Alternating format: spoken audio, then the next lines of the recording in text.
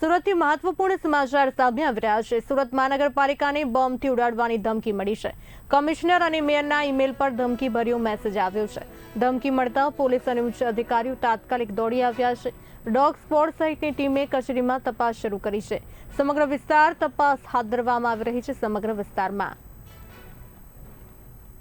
आज रोज 11 વાગ્યાની આસપાસ એસએમસી મુગલીસરામાં એક મેયરની ઓફિસમાં એક ઈમેલ આવ્યું છે, જેના અનુસંધાને આજ રોજ અમે લોકો આખી ઓફિસને ખાલી કરાવી દેવામાં આવ્યું છે અને પોલીસનો ચાપતો બંદોબસ્ત રાખવામાં આવ્યું છે અને આખી જે ઓફિસ છે એને બીડીએસ દ્વારા ચેકિંગ કરવામાં આવ્યું છે બધી, અને હાલ કોઈ આપત્તિજનક કોઈ ચીજ વસ્તુ મળી આવેલ નથી અત્યારે।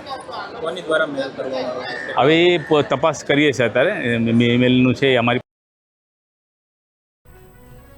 બોમ્બની ધમકી મળી છે। સુરત મહાનગરપાલિકાને બોમ્બથી ઉડાડવાની ધમકીભર્યો મેલ આવ્યો। કમિશનર અને મેયરના ઈમેલ પર ધમકીભર્યો મેસેજ આવ્યો છે। આને લઈને લોકોમાં ડરનો માહોલ।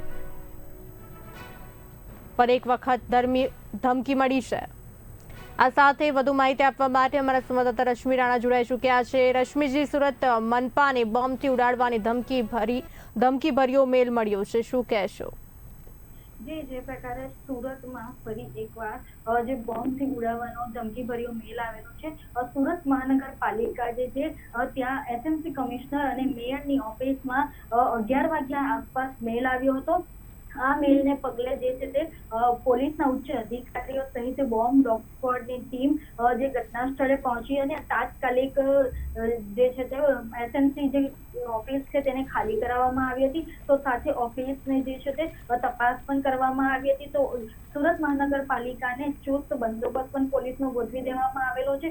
મહાનગરપાલિકા ઓફિસની અંદર ચેકિંગ હાથ ધરવામાં આવેલી છે। જો કે કોઈ આપત્તિજનક ચીજવસ્તુ હાલ સુધી મળી આવી નથી। મહત્વની વાત એ છે કે આ જે મેલ ક્યાંથી કરવામાં આવ્યો છે તે બાબતે પણ તપાસ શરૂ કરવામાં આવેલી છે।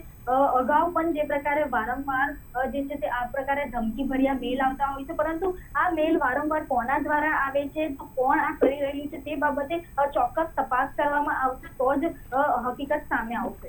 જી રશ્મિજી, અમારી સાથે જોડાવા બદલ આપનો આભાર। તો સુરત મહાનગરપાલિકાને બોમ્બથી ઉડાડવાની ધમકી મળી છે। કમિશનર અને મેયરના ઈમેલ પર ધમકીભર્યો મેસેજ મળી આવ્યો છે। હજુ સુધી કોઈ શંકાસ્પદ વસ્તુ મળી આવી નથી અહીંયાથી।